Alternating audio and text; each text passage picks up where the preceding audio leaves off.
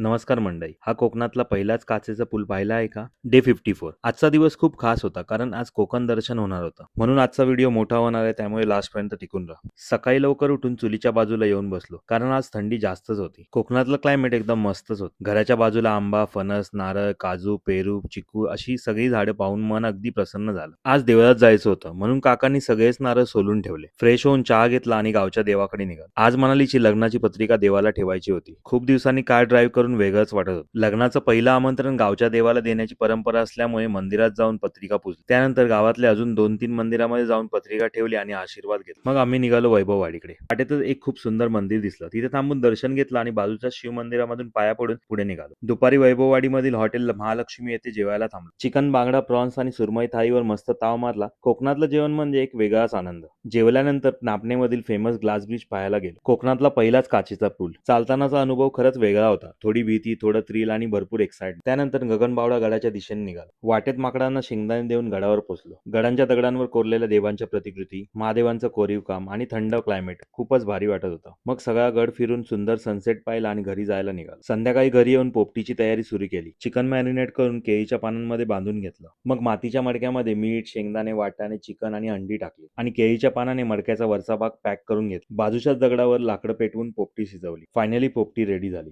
मग मटक्यामधल्या सगळ्या गोष्टी केळीच्या पानावर काढून घेतल्या. वाह! केळीचं पान ओपन करतात चिकन एकदम टेम्पटिंग दिसत होतं. मग काय पोपटीवर मस्त ताव मारला आणि आजचा दिवस इथेच संपला. आता भेटूया उद्याच्या व्लॉगमध्ये. बाय.